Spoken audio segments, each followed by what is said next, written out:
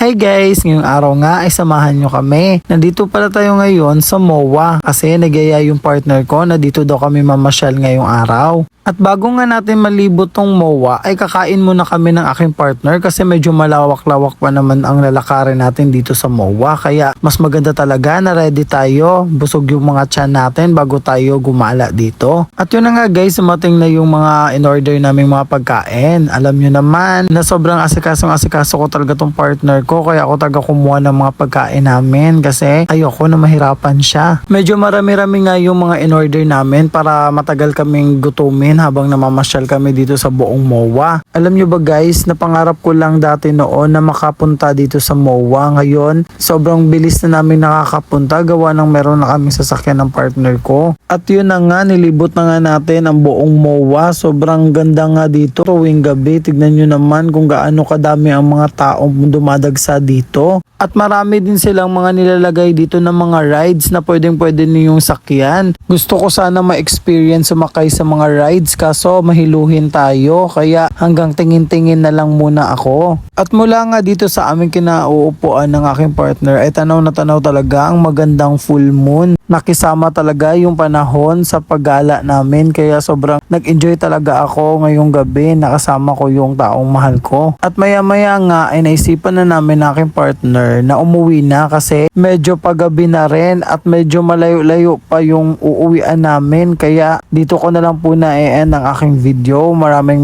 salamat guys. Bye bye!